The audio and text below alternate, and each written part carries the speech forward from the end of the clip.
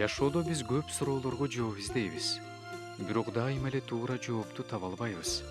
Кудайдын сөзү биздин ар бир сурообузга жооп берет. Аялдын үй бүлөдөгү милдети.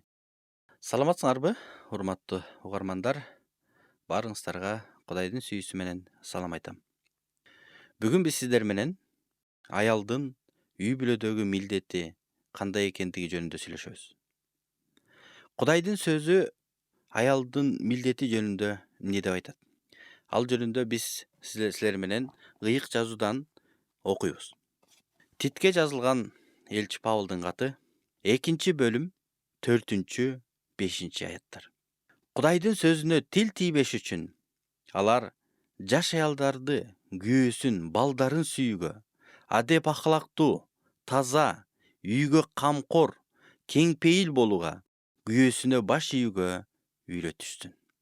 Бул жакта аялдардын милдети жөнүндө сөз болуп жатат. Аял киши, Кудайга ишенген адам, Кудайдын сөзүнө тил тийбеш үчүн, Кудайдын ысымына тил тийбеш үчүн ал өзүнүн жашоосунда ушул милдеттерин аткарыш керек. Эң эле биринчиси аял адеп ахлактуу. Адеп ахлактуулук деген эмне? Адеп ахлактуулук бул адамдын жан дүйнөсү, ой жүгүртүүсү таза дегенди билдирет. Анын ой жүгүртүүсү таза болуш керек. Ушакка берилбеген, шашып сүйлөбөгөн жана оозунан жаман сөздөр чыкпашы керек болот. Адеп ахлактуулук бул адамдын жан дүйнөсүн, адамдын жүрөгүн билдирет. Демек, аял үй бүлөдө өзүнүн милдетин аткарууда ал өзүнүн жүрөгү менен да иштеш керек. Анткени Кудайдын сөзү адамдын жүрөгүн көрсөтөт. Ал эми биздин кыймыл аракетибиз, биздин жүрүм турумубуз бул биздин жүрөгүбүздүн кандай экендигин билдирип турат. Демек, аял кишинин милдети ал адеп ахлактуу, экинчиси ал таза жана үйгө камкор дейт. Негизи биз билебиз, сырттан балдар келгенде эң эле биринчи ал энесин сурайт. Кээде адамдар айтып калышат, балдардын энесине бере турган суроосу көп, атасына бир эле суроо берет дейт. Атасына апам кайда деген суроону берет экен. Кайсы бир деңгээлде бул чындык. Анткени эне, аял бул үйдүн куту. Анткени эне үйдө жок болсо, ал баардыгы бар болсо дагы үй муздак, үй ушундай караңгы сыяктуу сезилет. Ошондуктан аял киши үйдө болгону жакшы.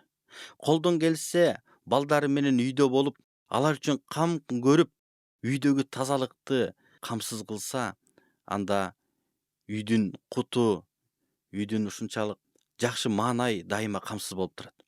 Демек, аял кишинин милдети канчалык маанилүү экендигин ушул ыйык жазуу көрсөтүп жатат. Камкор деген сөз, демек үйүндөгү балдарынын, жолдошунун жашоосу үчүн кийген кийими, ичкен тамагы жөнүндө ал кам көрүп турат. Кээде өкүнүчтүүсү ушундай болуп калат. Ал жакта турат, ичип ал.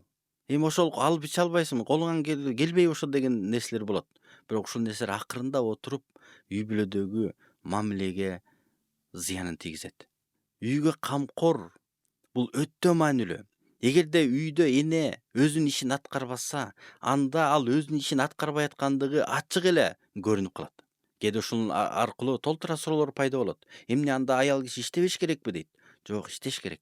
Аял киши үйүндөгү милдетин биринчи кезекте аткарып коюп, эгерде ошого андан ашык убактысы бар болгон болсо, ал үйүндөгү милдетин жакшы аткарган болсо, ал андан ары дагы иш кылса болот. Анткени аял кишинин милдети үй бүлөдө абдан маанилүү экендигин ыйык жазуу көрсөтөт. Демек, андан ары айтат, кең пейил болууга, кең пейил болушу керек. Демек, кең пейил деген эмне? Ал ушунчалык беришен. Анткени үйгө көп адамдар келет. Эгерде аял кишинин кабагы бүркөлүп турган болсо, анда үйгө адамдардын келиши өтө кыйын. Эгерде сен бир чыны карандай чай берсең дагы, бирок сенин кабагың ачык болсо, анда адамдар сенден Кудайдын сүйүүсүн көрүп турган болсо, сенин карандай чайың үчүн дагы адамдар сенин үйүңө келет. Ошон үчүн Кудайдын сөзү айтып атат. Ал кең пейил болуш керек.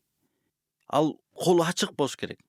Үйүнө келген адамды тосуп алып, укмуш бир тамак жасап бербесе дагы жөнөкөй эле чайын берип, жылы сөз сүйлөп, узатып коюу бул аял кишинин милдети. Анткени күйөөсү аялга көз каранды. Анткени аял кандай тосуп алса, анда күйөөсү ошого жараша адамдарды чакыра алат. Демек бул жактан биз көрүп атабыз, аял кишинин милдети өтө чоң. Ошондуктан анара окусак, күйөөсүнө баш ийүүгө алар үйрөнүшсүн дейт. Демек баш ийүү деген эмне? Баш ийүү бул корккондуктан, айла жоктон эмес, бул жардам берүү менен, жардамчы катары баш ийүү, өз эрки менен баш ийүү. Негизи Кудайдын сөзү аялды өз эркиң менен баш ийүүгө чакырат. Айла жоктон эмес. Мен баш ийбейт болчумун, мен ушундай акыбалга түшүп калдым, ошол себептен баш ийип атам деген ой менен баш ийген болсо, анда бул Кудайдын сөзү аны баш ийүү деп атабайт. Баш ийүү бул сүйүү менен коштолуш керек. Баш ийүү өз эрки менен, өз каалооң менен баш ийүү болгон болсо, анда бардыгы тынчтыкта, анда ал сүйүү менен коштолот. Демек Кудайдын сөзүнөн биз ушул 2 аятты окуганда гана аял кишинин милдети канчалык маанилүү экендигин көрүп турабыз. Аял киши ал балдарынын кийген кийими, ичкен тамагы, керек болсо тарбиясы жөнүндө дагы ал көз салып турат. Ооба, көбүнчө учурда эркек адам ал көбүнчө сыртта болот. Алар иштейт, эрте кетет, кеч келет. Ошондуктан каалайбызбы, каалабайбызбы, кээде баланын тарбиясы дагы аял кишиге жүктөлүп калат. Ооба, бул менен мен эркек адамдын күйөөсүнүн балдарды тарбиялоого милдеттүү эмес деп мен такыр айткым келбейт. Анткени биринчи милдет бул күйөөсүнүн милдети. Бирок үйдө аял киши көп болгондуктан ал ошол балдарын тарбиялоого, кам көрүүгө сөзсүз ага да жүктөлөт экендигин биз көрүп атабыз. Демек, урматтуу каармандар, сиздер өзүңүздөрдүн милдетиңиздерди кантип аткарып жатасыңар? Чын эле силердин жан дүйнөңөр, жүрөгүңөр тазалыктабы? Силердин таза үйгө камкор экениңерди башка адамдар сезип көрүп турабы? Кең пейилдигиңер, күйөөңөрдү урматтап, сыйлап турганыңар адамдар байкайбы? Бул аябай маанилүү. Анткени сөзсүз түрдө адамдар кандай жасаса дагы ал күйөөсүн сыйлайбы, урматтайбы, үйүнө камкорбу, камкор эмеспи, ал сөзсүз билинип калат. Ошондуктан Кудайдын сөзү аял кишинин милдети өтө чоң экендигин ыйык жазуу көрсөтөт. Ыйык жазууда аял кишинин милдети жөнүндө абдан көп аяттар бар. Бирок биздин убактыбыз аз болгондуктан биз ушул 2 аятка гана токтололу. Ошондуктан аял киши Кудайдын сөзүнө тил тийбеш үчүн, Кудайдын ысымына тил тийбеш үчүн, Ыйса Теңирдин ысымына тил тийбеш үчүн ал балдарын сүйүүгө үйрөнүшү керек. Күйөөсүн сүйүүгө үйрөнүшү керек. Ал адеп ахлактуу болушу керек. Таза үйгө камкор болушу керек. Кең пейил болушу керек. Анан күйөөсүнө баш ийүүгө үйрөнүшү керек. Мына демек эң негизги чындыктар жөнүндө айта кеттим. Ар бириңиздер өзүңүздөрдүн жашооңуздарды бир сыйра текшерип, мен өзүмдүн милдетимди аткарып жатамбы, аткарган жокмунбу, карап көрүңүз. Кудай сизге батасын берсин. Амин.